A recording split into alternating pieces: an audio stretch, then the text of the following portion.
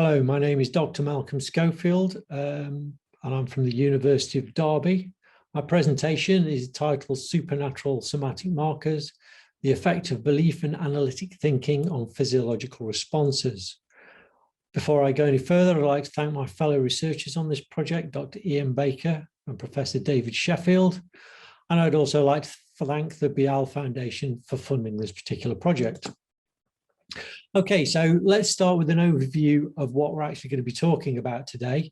What I'll be covering is actually the second study in a two-study project. So the overall study is to examine implicit belief and its effect on implicit belief, cognitive processes, and how that all interacts with different types of belief. So when I'm talking about implicit belief, I'm talking about some kind of underlying implicit idea of what we actually believe as to opposed to what we say we believe.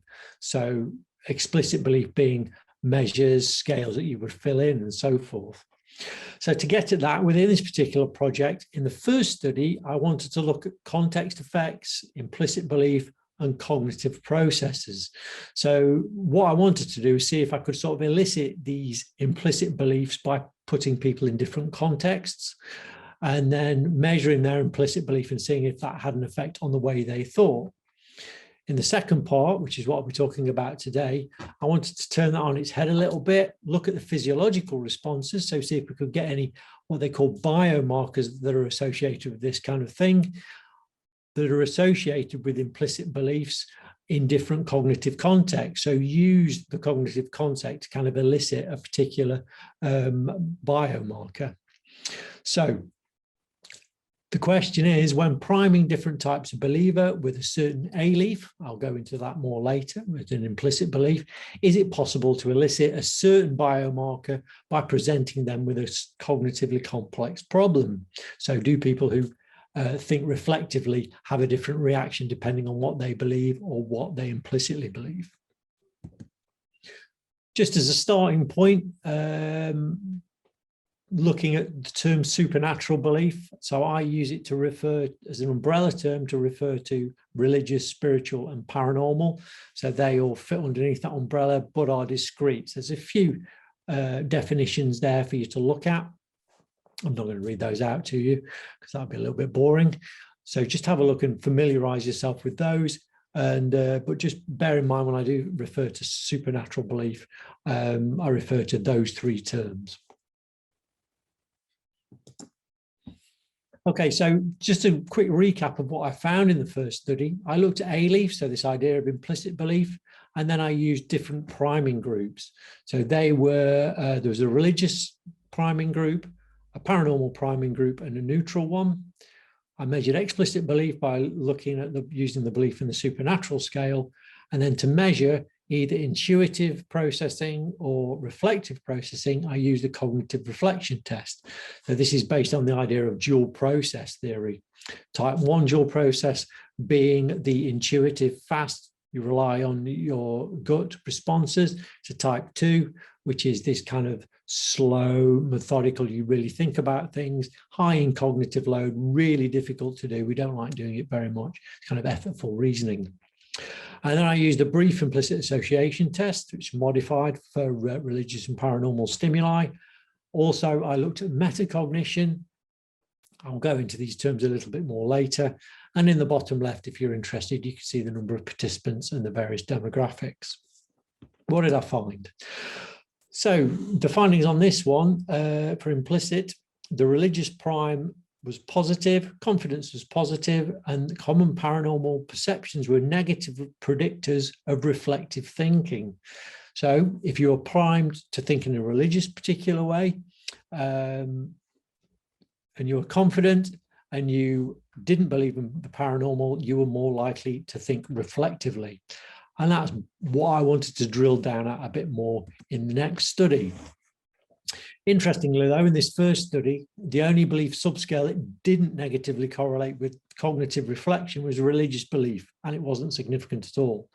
So any other belief, paranormal, was negatively correlated with cognitive reflection, but religious belief, for some reason, didn't have an effect. However, the religious prime did have an effect. So that was interesting in itself. Implicit religious belief did positively correlate, though, with the religious belief. Common paranormal perceptions negatively correlated with confidence. So that indicates that maybe people weren't getting the correct answer on the cognitive reflection test, but weren't confident, so they knew that they were getting something wrong. Okay, so let's skip now to this particular one, bearing in mind what we found in study 1. We're looking at somatic markers. So a somatic marker looks at the interplay between cognitive processes and implicit belief. I thought that that might manifest itself in a physiological mark. So the implicit belief would have an effect based on what cognitive process was engaged and elicit this somatic marker. And it refers to the change in the autonomic nervous system that's brought on by objects or events in a person's life. So the event, in this case, would be looking at a cognitively complex problem. It can be triggered by a certain representation, again, the cognitively complex problem. And the markers themselves can be good or bad, and this is dependent on a previous association. So this is where it gets a bit murky. So maybe somebody who believes in the paranormal might see a cognitively complex task and think about it negatively, but that might not be the case. That's a pretty big assumption. The Somatic Markers Hypothesis itself has been referred to almost a paranormal intuitive response, but not a great deal of research has been done linking the Somatic Markers Hypothesis to supernatural belief. However, this is something we hope to change. So what research has been done? As I said, not much. Physiological measures, therefore, would identify somatic markers and provide evidence for the interaction between cognition and physiology with regard to belief and context. So it would bring everything together with regards to this project. So religious symbols have had a strong influence on participants' physiology, and interestingly enough, that the religious prime worked in the last particular study as well. And this did indicate that both context and implicit beliefs can be used to affect physiology. And another study used skin conductance, so a somatic marker there, to see if atheists had emotional arousal when they asked God to cause harm to themselves or people they knew. So not a particularly nice study, but it did demonstrate that even when atheists were asking God to cause harm, that elicited a response. So there's this kind of implicit belief going on there as well. So what's the theory behind this? So A-leaf is the particular theory that we're going to be using here. The category of A-leaf arose from a belief behavior mismatch. So this idea that what you actually say you believe and what you actually do might mismatch. So there's a discrepancy between explicit belief and what you actually do. So Gendler coined the term, and he used the analogy that a person who is afraid to walk across a glass-bottomed bridge over a canyon, even though they know it's perfectly safe, explicitly will still have this underlying fear. Or, for example, somebody who watches a horror film. They know they're in no danger, but the fear is still there. Kriegel gave a very interesting analogy. He said the mental state of A-leaf and B-leaf is analogous to the two states of dual process, which I talked about earlier, with A-leaf being analogous to the type 1 processing, intuitive, automatic, unconscious and implicit, and easy to do, whereas the more explicit type 2 is a bit more difficult. So it all ties in there. So one measure, potential measure of A-leaf is implicit association.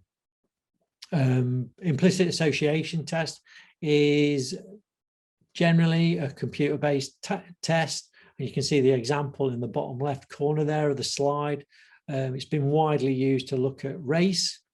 So the idea is it'll present pictures or words. So you've got here white people, black people, and then words such as good or bad or things like that. And the idea is it'll flash you up more than one. So you give almost automatic responses. Basically, if there's a pair, so white people, good. If you don't agree with that, you'll take longer to press the button. And the computer works it out like that. So I used a religious and paranormal version of it. So good and bad words, religious and paranormal words. There's a lot of controversy about this, whether it does actually measure it, but it seems to give a broad measure. And there's bits and bobs been done on the research in this in the past. So there's one here. So there's no implicit association between paranormal belief and a measure of explicit belief. So that does indicate either there's nothing there or people's A leaves don't match with their B leaves. So this is another thing we wanted to get at.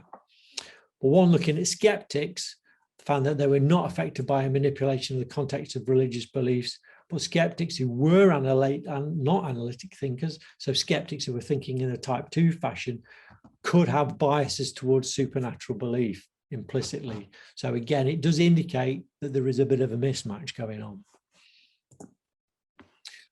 So to take that further as well, I looked at metacognition. So broadly speaking, metacognition is thinking about thinking. So how well do you monitor your own thought processes? Do you think something, you think, okay, well, why am I thinking that? Or do you just go with it? So there's not a great deal done on supernatural belief and metacognition. But if you use metacognition and implicit primes, it would give you some indication of how well people are thinking about what they're doing. So there's evidence that belief has an effect on intelligence, reasoning, and thinking style, but the type, dimension, and measure of the belief could be having an effect, and metacognition could shed some light on that. And it would also show an awareness of a particular holder of a belief about their perceived limitations. So it's like when we talked about paranormal believers earlier, not being confident about answers they give in certain tasks. So it does give you an idea of their perceived limitations. Okay, so here's what we actually did in study 2. Okay, so for the bottom left, we've got the demographics. As you can see, only 44 participants took part in it. Unfortunately, COVID put pay to our recruitment on this one. So these are preliminary findings, but we'll be going out and getting some more there as well. So the psychophysiological measures we used were heart rate, blood pressure, and skin conductance. We had 3 priming groups, religious belief, paranormal, and neutral. So if you were in the religious priming group, you were shown the 10 commandments, and then you were asked to order them in order of importance. So, you know, kind of get people to think about it and to get primed by it. For paranormal belief, I took items from the revised paranormal belief scale about different phenomena and asked people to rank those in terms of believability.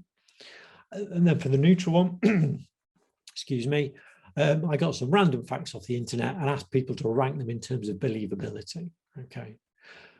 And to measure explicit belief, I used a belief in the supernatural scale. And to get people thinking analytically, I used the cognitive reflection test long. Okay, so it's a measure of intuitive and normative responses, but the tasks really do get you to think. So the idea was that I got people to think in this analytic way. So I showed them those. There was another condition where I had control, which is just simple addition, subtraction things. So not really things that you can answer just off the top of your head. Then I used a brief implicit association test with the religious and paranormal stimuli, as I went over before. And then the MCQ30 as a measure of metacognition. Should be made aware, though, that this is a measure of unhelpful metacognition, so intrusive thoughts and this kind of thing. So took a slightly different slant on that. Okay, so the procedure here is very important. Split into 2 parts. So the first part I did online, so I sent people a link, and participants filled in the demographics, age, gender, completed the scale, so the belief in the supernatural scale, the metacognition scale, and the implicit association test. So that got all that out of the way before they were invited into the lab, because there was took a while in the lab. And then I allocated them to one of the 3 context groups, either religious, paranormal, or neutral primes. And then I attached the measures for the physiological aspect of the experiment. And then it began. So they rested for a minute. Then there was a control condition with basic addition and subtraction stimuli for 3 minutes. Then they rested again. And then they entered the experimental condition where they were shown these cognitively complex tasks for 3 more minutes. Then they had a rest period, then it was over. For each participant, the control in the experiment was switched over for counterbalancing, so there was no order effect, and that's the way the procedure ran. What did we find? Okay, the priming groups unfortunately couldn't be used because we only had 44 participants, and there was not enough to do meaningful analysis on that. What I did was for the psychophysiological measures, I calculated the change score. So I looked at the control and the experiment, subtracted one from the other, and that gave us a change for each of those three. There were some missing values because some things, there were some errors in the psychophysiological measures. So I used multiple imputation to replace those. Analysing it, there weren't any outliers, no indicators of multicollinearity, which was good. So I could proceed with a multiple regression using the enter method. And this is what I found. So implicit association, unhelpful metacognition, skin conductance, heart rate, systolic blood pressure were used to predict belief in the supernatural. As the details of the regression below, and the model accounted for only 11% of the variance in supernatural belief and wasn't significant, so not great, unfortunately. So what I decided to do was look at the correlations and do a post hoc test, which took the form of a path analysis.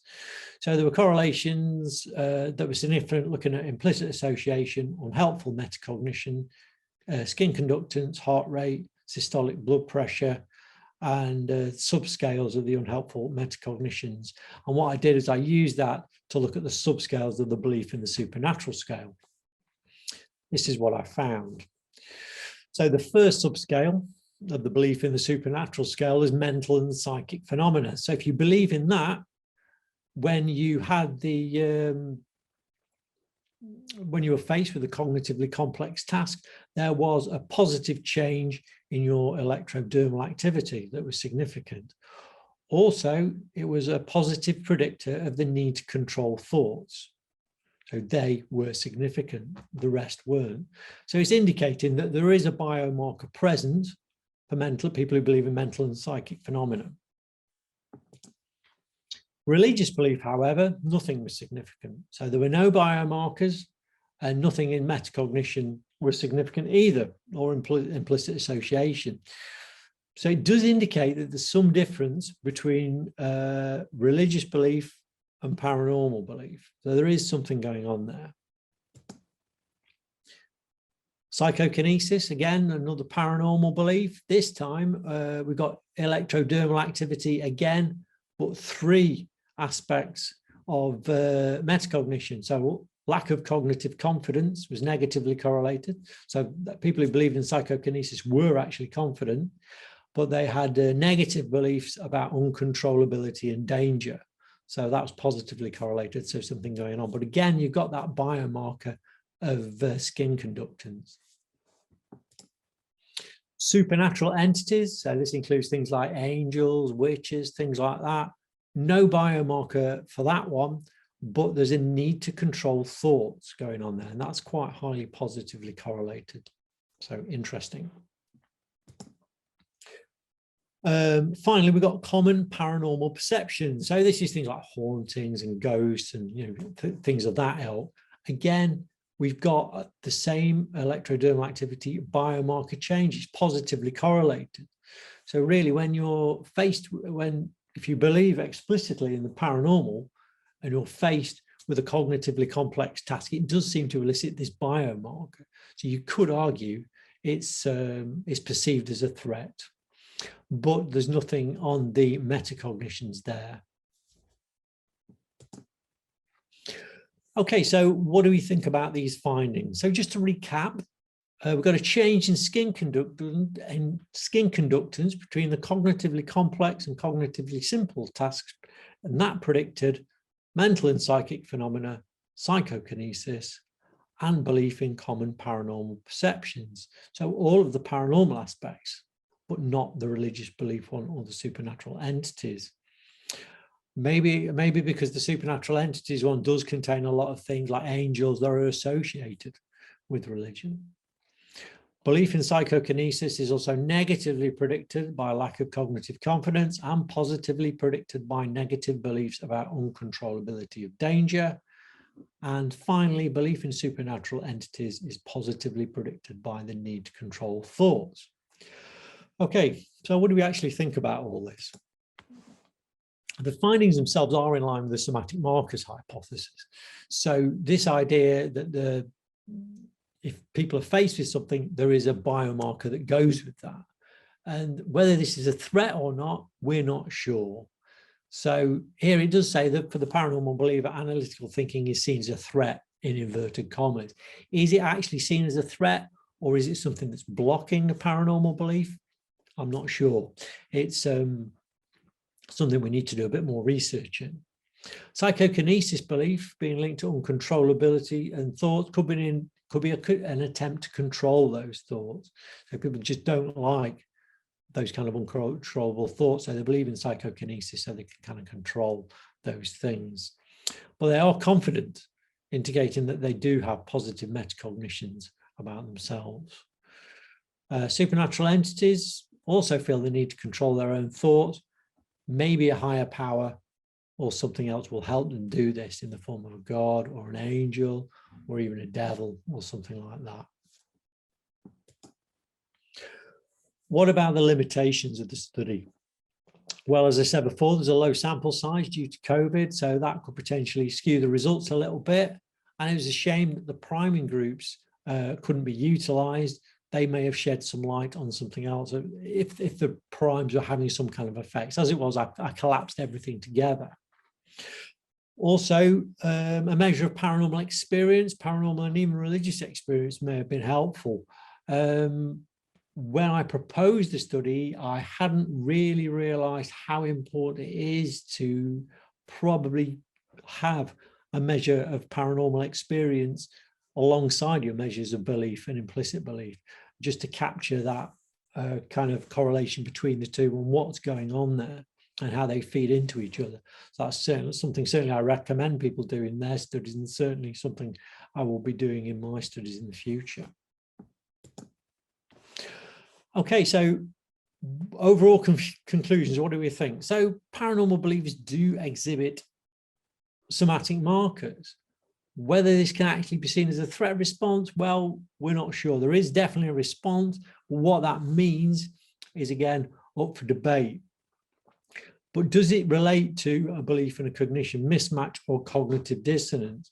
So it seems to me that the beliefs, the explicit beliefs, the implicit beliefs do kind of go back to back. So maybe in future research, it's worth looking at atheists, as was done in the previous study, to see if you can possibly elicit some kind of biomarkers in there based on what they implicitly believe, because there seems to be something going on there. So rather than just concentrating on believers, look at those as well.